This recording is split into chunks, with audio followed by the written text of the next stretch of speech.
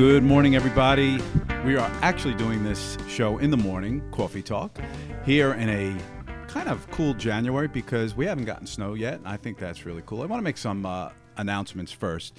I always start by saying what's going on in Port Jefferson. And the big thing, and I believe this interview will be out, you'll push me to get it out, by the Ice Festival, which is only next week. The Ice Festival is a 2-day festival put on by the Business Improvement District. It will be Saturday and Sunday. I know we have commissioned a ice sculpture. Jena, welcome, by the way. I'm going to get to you very soon. I am so excited about you being here. We did like a Victrola sculpture. We're going to put it right in front of the space, so that's really cool. And then they're going to do a live ice festival carving right next to me in the Toast stairwell, so that's really cool. Shout out to Bass Electric. I want to talk about this family-owned electric company, licensed and insured, great workmanship, great communication. That's what it's about when you're dealing with people that are fixing things up. You know that. So a big shout out to Bass Electric, Will and Jen over there. And lastly, I want to quickly announce that we're going to be starting a new live series called Port Talks. It'll be live in the space. It won't be recorded like this. It'll literally be live with an audience. I want you to be a part of that. But I did want to announce probably our first talk will be with Desi O'Sullivan, who runs the Celtic Quest or Celtic Quest, depending on what side of the Irish country you're from. And Desi is into sound therapy, and I'm looking forward to that. So we're going to get an audience in here, and we're going to enjoy that. So enough of that. Welcome, Jena. How are you? Very well, thank you. Thank you for having me. You're absolutely welcome. You know, come on, let's face it. I've been asking you maybe to do this even when I was doing the show in the Village Center and before that in Danford's. Yes. And we just like kind of two ships passing in the night. I'm a big fan of your store. For those of you that don't know, Jena's store is Breathe. It's on East Main Street, which I'm so glad remains a very sort of, you know, it's still a very creative street, and it always will, hopefully will always be, and it still remains to be that. So Breathe is so cool. Tell me about your inspiration for opening Breathe. So actually, I was working in advertising for 13 years, and I felt like I was very content. And then I went through a loss in my life where I had lost my dad. And I think just from being in that same mundane energy, like every day going to work and not really taking time off, never made me feel like I didn't like my job. But when I had taken off to go for his services, which wound up being an extended amount of time, I had gone for the services and then I had come back and I was like, oh man, I really don't want to go back to work. And then right when I did go, like literally the first day that I went back to work, my daughter had become ill. So then I wound up taking off another extended amount of time. So now I was becoming more and more disassociated with my job, thinking I just need something else. And some time had passed, and I just remember thinking, like, I don't know if I can keep doing this. So I would say my inspiration was kind of through the loss of my dad. And then shortly, 7 months after my dad passed, my brother passed. So again, I had taken time off from the advertising job. And that time, I think that was just it. My soul was beaten up. I'm like, I can't go back to this job. And I remember the very first day I went back after my brother's services, it was in July. Yeah, it was in early July. Approximately what year? 2006. And we were in a setting in like cubicles. And some of the girls in the beginning cubicles to get to my cubicle were like, oh, I just want to say we're sorry that we didn't get to come to your brother's services. And you know, quietly they're just extending their condolences. And I'm literally like 5 minutes in the building, and my supervisor like claps her hands behind me, and she's like, you got to get back to your desk. And I like turn back at her. She's like, we're selling Christmas promos. I'm thinking it's July. I'm 5 minutes in the door. And I just turned to her and I was like, I won't be here for Christmas. And she's like, where will you be? I'm like, I'm opening a store. And I sat down behind my close friend, Ellen Forshner, and I was like, I know Ellen. Wow. I was like, Ellen, I just lied. She's like, are you opening a store? I'm like, no, but I think I have to now. So that was like probably maybe the second week in July. And by August 15th, like a month later, I signed a lease to open a store in the car. It was like, I can't lie. You know, it was like it just came out of my mouth. You know, there's so many people that have they're dreams, right? Mm-hmm. They're where you think you should be, probably subconsciously.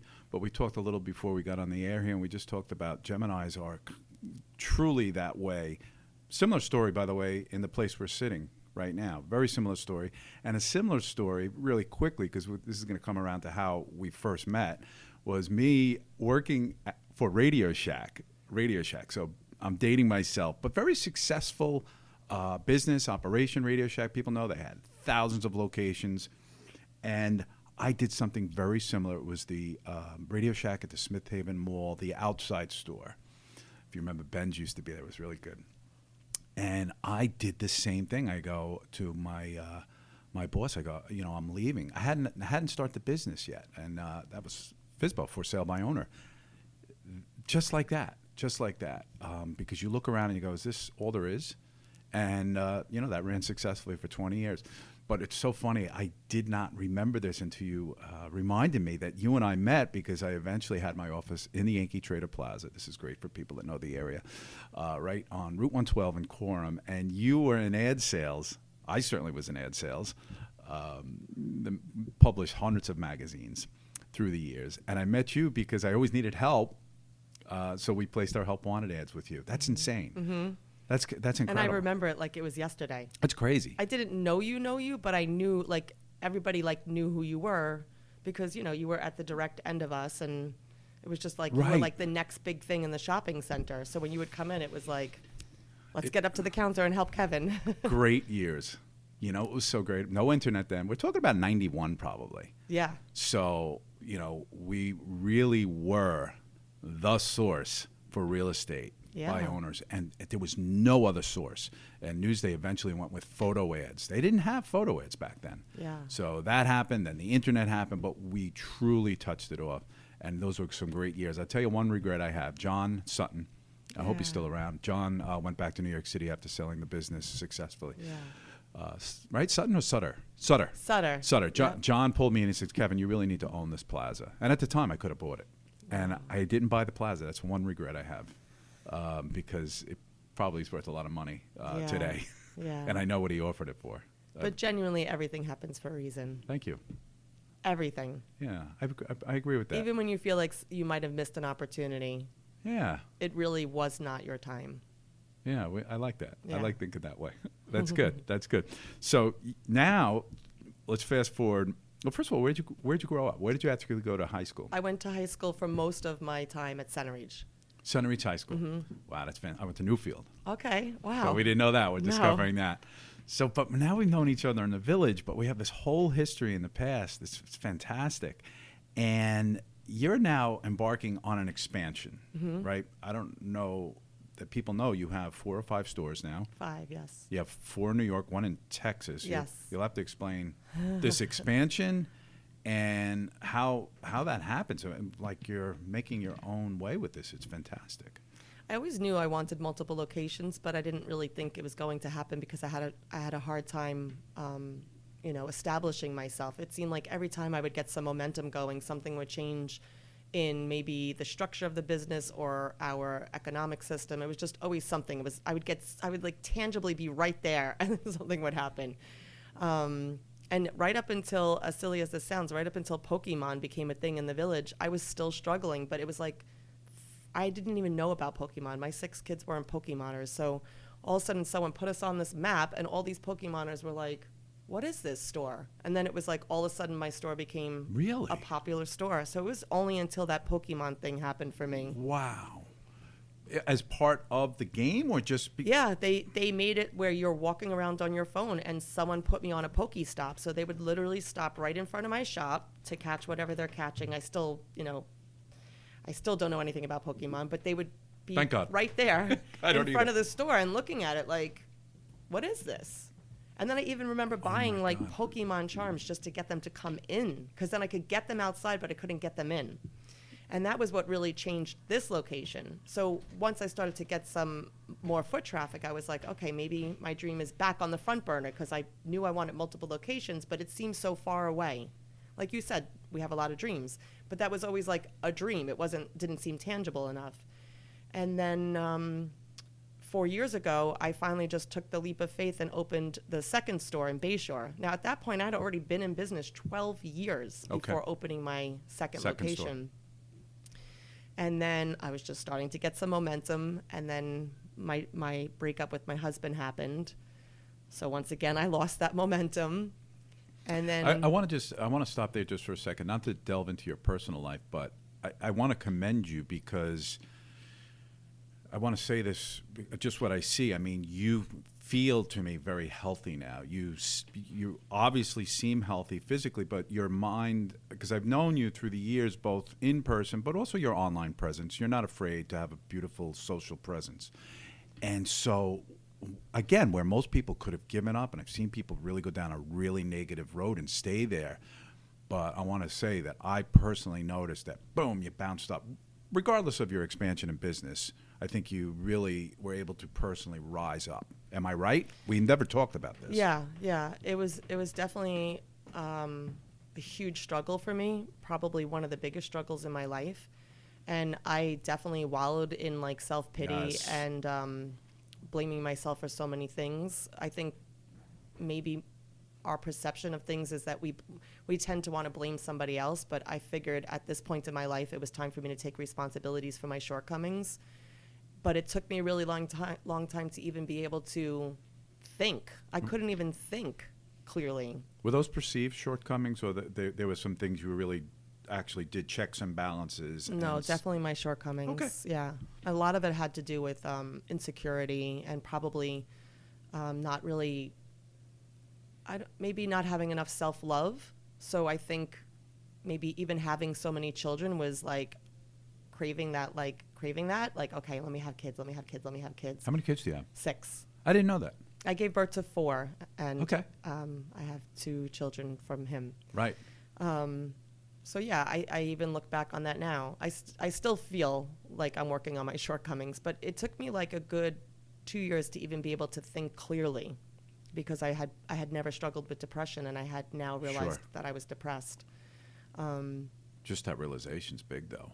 Did you think about it at those times, giving up the business and just like going hiking and hiding? Or I think I was hiding, but it was more so just in my house. I was really just depending on staff to run the stores, because the store at that time, the second store, was only, I think, 7 weeks old. It was literally like September 1st I opened, and October 18th we broke up. Okay. So I almost feel like the Bayshore store was forcing me to get out of bed, because it was so new that I had to show face. Right. And I'm so thankful for the staff that helped me run it, because they probably were like, what is going on with this lady? It was just a disaster. And, I had lost a tremendous amount of weight in a very short amount of time. And people thought I was like sick, but I was just not well in my mindset, because I was, so heartbroken. But yeah, it took me like a good 2 years to come out of that fog. And it's kind of funny, because I remember, like, it's like almost like when you look at photographs, you don't remember the actual day, but the photograph helps you remember something. There's certain things in my mind that's like a photograph, even though there wasn't a photograph. And I'm like, oh, I vaguely remember that day. Wow, that's an incredible story. Yeah. That's a great personal journey. So you get on the right road, so to speak, and then the sky's the limit. Yeah. I mean, not all at once, but that's... Yeah. And then I think, like, there was this new person coming out of me that I wasn't like Jenna Rogers, I wasn't Jenna Turner. I was just like, who am I now? Because it's almost like you're peeling away so many layers of yourself. It's almost like if an artist is applying paint on a painting, it was almost like someone was taking those layers off of that canvas, and then suddenly, right before COVID happened, with no idea that COVID was about to happen, I was just starting to feel like someone. I had no idea who she was. I was even thinking about changing my name. Like, okay, I can't be Jenna Rogers. I can't be Jenna Turner. Maybe I'll just be Jenna Love. Like, I don't know who I'll be, but I'll be something. And I was just starting to find out who she was. And I was like, you know what? I think I want to open another store. And because that was like tangible, I could put my energy on something. That's and a Gemini. look at it as Yeah. a production and say, Yeah. okay, energetically, I can do this. If I can't do this and I can't do that, what can I do? And it seemed like the only thing I knew at that time, since I no longer really knew like the marriage setting or the mother setting, was like, okay, I'm doing Breathe Well. Let me see if I can produce something from that. And what I love about my Riverhead store, even though it struggles the most, and all the time I'm like, should I close it? Should I keep it open? Was I physically did everything in that store by myself. Everything. I went to, and everything in that store is recycled. Like where all my other stores are kind of jazzy and flossy. I have nice quartz counters and drawers. every single thing other than the cash register and the incense display in that store is recycled. So it was almost like I was recycled, like reborn. Yeah. And I would Symbolic. go to places that were closing down and buy their used showcases. And just the physical labor that went into it was all me. It wasn't, and no disrespect to anyone that's helped me along the way, but it wasn't like, oh, hey, can you do this for me? Or can you help me build that? You know, it was like, Jena produced this. Absolutely. I think that's why I won't quit on that location. Do you find that the demographic of where you are with a store, it might be too early to actually tell this, but I mean, at the core of the store, it's spiritual aspects, right? I Yes. mean, we're going to talk about some of these, they're called minerals? Crystals, minerals, Yeah. gems. So at the core, right, this is a physical object, but do you find that the demographic, for example, of Port Jeff Village lends itself well to the Definitely. discovery of these types of things? Definitely. Cool. And I don't think I realized that. I don't think that was intentional. Right. I think even just the Port Jeff location, moving here from Mount Sinai, it was just like foot traffic. I wasn't thinking spiritual. Ah. It's just like, oh, I need foot traffic. And then Bayshore, I saw it as like something that was like born and wasn't nurtured. I was like, Bayshore is going to be something really big. I could sense it. And we are even off like on the beaten path over there, like not by the popular section. So we still struggle there as well. But once I moved in there, I was like, wow, people were telling me about stores that I didn't even know existed before I got there that kind of made the platform for me. I had no idea Right. the spiritual community that was there and then had left, you know, because they went through their hard times. And then it was like I stepped into an old pair of shoes that Beautiful. fit, you know? Yeah. Let's talk about, like, I guess these are typical products Yes. that Breathe would offer. Yes. It's called Breathe Gifts. You can get minerals. What else can you get in these stores? So obviously minerals, gems, fossils, geodes, but we sell like candles that are Reiki charged that have an intention, angel cards, tarot cards, like everything metaphysical. But then also I like to have some, you know, regular gifts too, because if you don't know that you're walking into a metaphysical store, I don't want someone to be turned off Right. if that's not their thing. Right. So, you know, we have other things like wreaths and just like home accents, but kind of just like sporadically placed throughout. Our main theme is crystals now. So I don't know anything about crystals. They seem like really cool objects. They might even be a weapon. But tell me about this crystal, this So set. this is quartz crystal. It's probably, I would almost say in my company, the least sold right now, but in my life, the most profound because it's a quartz crystal. It's like the mother of all stones. It's like the grandmother of all stones. Put this up to the camera over here. And so that one's people can look. specifically from my own collection. That's a twin flame when they grow together like that. So it's supposed to help you find like your other side of yourself. And that one's also a Lemurian. But not to get all fancy and jazzy, quartz crystals is how our quartz clocks worked off of, you know. You're kidding me. No. I didn't know that. And even some televisions, the RCA put out a Yes. television in 1940 off of, like the LED TVs don't have quartz crystals. They don't work off of quartz crystals. But in 1940, RCA came out with the first television that used this as electromagnetic energy. I didn't realize that. Yeah. How it's a old is something conductor. like this? Millions. So millions. This is, as you're telling me, that this substance, this material, is natural, Completely as natural as gold is. Oh, yeah. Came out of the earth just like that. As beautiful as that is, came out of the earth just like that. I actually just had the opportunity to go mining last year for the first time ever in Arkansas. And it was crazy to think that you were touching something that was coming out of the earth that no one touched. God. I'm learning like a that lot was here, there believe for me. millions and millions of years, and you're the first person to actually like touch it. You know? And like Is that. this a bigger version? Yeah. What's the biggest you've seen? Are these like Life tons size. or no? Okay. Yeah, life size. Bigger than me. Life size. I Okay. have some crazy pictures next to some when I go to the gem and mineral shows. Mm-hmm. And you would think that after this many years in business that I'm not impressed. I'm always You're wowed. impressed. Yeah. Right. And now my son is my business partner in the San Antonio location. And I bring him along and he's just like, and I'm like, Amazing. that was me. Your face was me. That's amazing. Is this automatically smooth? This is naturally yeah, the smooth? earth made it just like that. So is it glacier based? Oh, you're gonna Or is ask it if- heat based?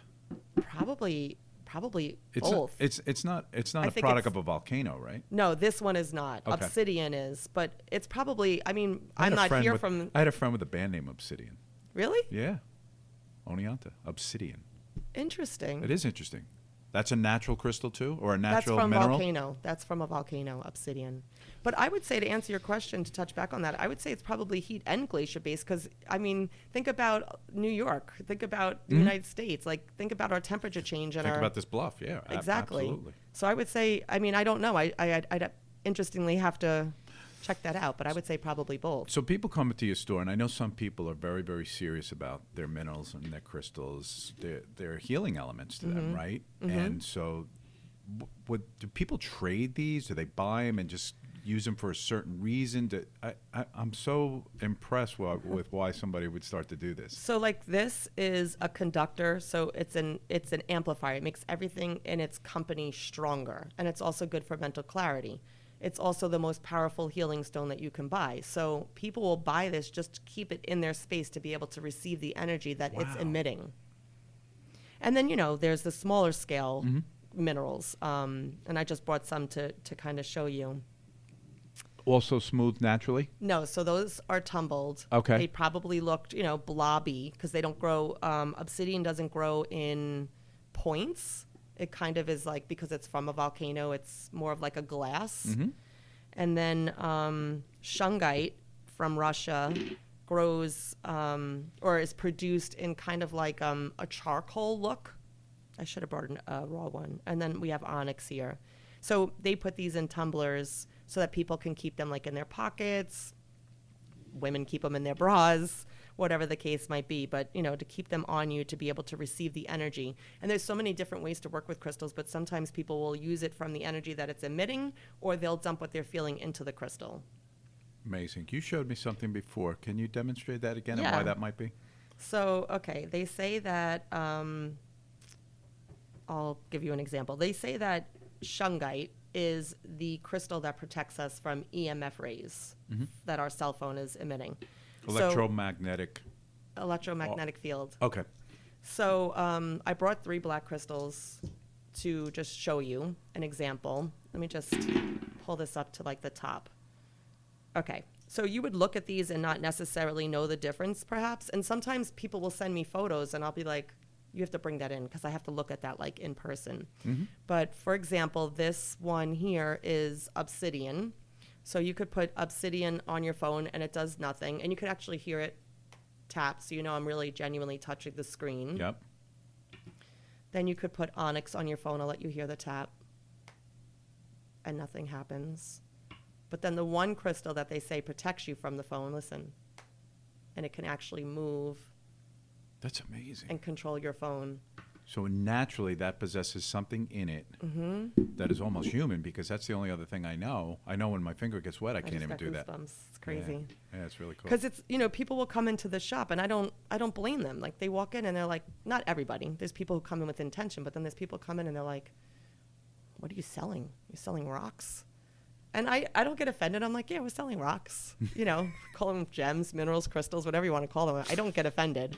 If you lived your life like that, you'd be offended every day. Yes. But, you get someone and they're like, you really believe in this stuff? I'm like, and I always say the same corny joke. I'm like, I don't eat hot dogs, so I'm not selling hot dogs. I believe in rocks. I'm selling rocks, But I love when I can actually prove to them that it actually and they're like, wait, what? Like you show them the shungite trick and they're like, what? Yeah. So I'm like, yeah, of course it works. And then I'm like, have you ever heard of a quartz clock? And then, get like some guy and, yeah. I'm like, what did you think that worked off of? Yeah, yeah. So it's an educational process. Yeah. And so do you have people that are obsessed with gems and crystals and things like that? Yeah. Yes. That's good for you. That's good for business. Yeah. I like. So there's a repetitive aspect to this. They're not just going in and saying, oh, we're in Port Jeff Village, just buy a rock. It's much deeper than that. Yeah, they're coming in specifically.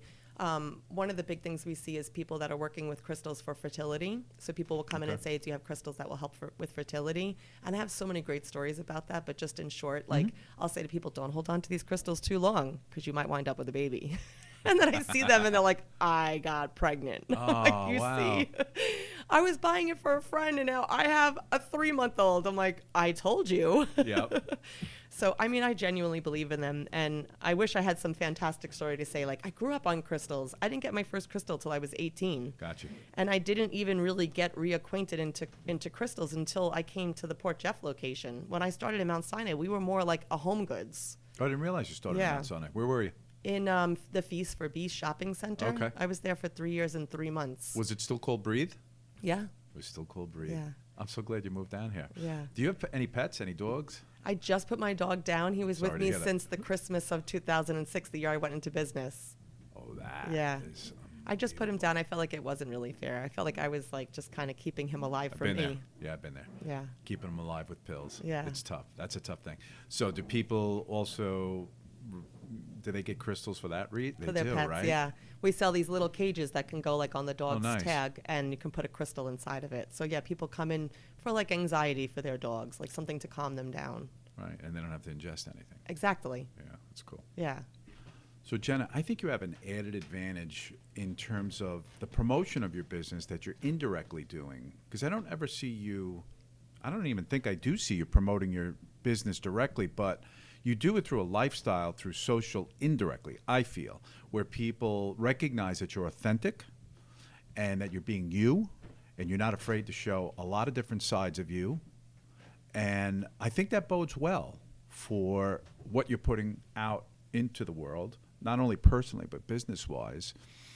Tell me about that. It might be very natural. You might have nothing to say about this because it's just you, and I don't mean, to delve into a place where your personal social media is necessarily connected to your business. But indirectly, I just feel it is. I never thought of it before, so it's interesting. I think for me, just I always feel the most grounded when I'm either meditating, practicing yoga, paddleboarding, walking in nature. I feel like as soon as I get pulled away from that, I lose a sense of, as I said earlier, like who I didn't know who she was becoming. I was never into fitness. I didn't really care. I was just a busy mom, busy wife, busy working. And when everything changed in my marriage and in the family dynamic with the kids moving in with their dad, I had all this time to kind of work on me, but because I was struggling with the depression, I was reaching out more to what I knew that I always really wanted to dive into more, which was like my sense of spirituality. Right. So I think maybe it was just natural. It wasn't like premeditated. But your sense of awareness, though, again, I point to just your Instagram, for example, where you're sitting in a car and you just notice something, and you might have noticed before, and you may never have noticed it, but you take notice of it, and you project that. And so that's being aware. It's just as aware as you were in 2006 when you said, I'm going to do something else. But you see what I'm saying? Yeah. It's so natural, I think, for you that it just comes through when you have to do it. Mm-hmm. That's the point I wanted to make, and I think you continue that with your social journey. 4 stores in New York, 1 in Texas. Tell me about the Texas store. It gives you such a reason to travel. I know that, right? Yeah. So my son came home from the military after, I think, like 5 years, and came What's home. his name? His name is Harry. So, Harry, thank you for your service. And show this to your Texas friends. So he had come home, and I was just so excited to finally have him back, because when he wanted to go to the Army, I was not like this supportive mother. I was like, please don't go. Okay. So they came home, him and his wife, and moved in with me after I had been really just living with one of my daughters. And they gave birth to their son, so my first grandchild. Awesome.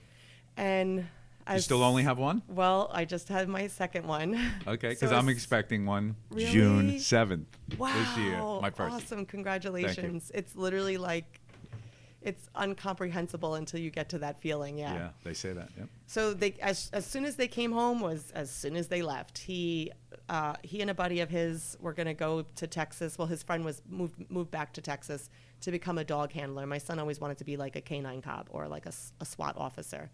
So he was like, I'm going to go to Texas and I'm going to become a canine handler, a dog handler. And off he went with his wife and the baby. And I was like, ooh. And then like 4 or 5 months went by, and he called me up one day and he was like, we should open up a crystal shop. So I was like, okay, I'm thinking, who would want to be in business with their mother? Not me. I don't want to be in business with anybody. except for my son because he makes it easy. And whatever child maybe wants to take over this world one day. But he was like, yeah, I want to open up a crystal shop. So I said, okay, thinking I'm going to go to Texas and show him the ropes. He's like, I want you to be my partner. So I was like, okay.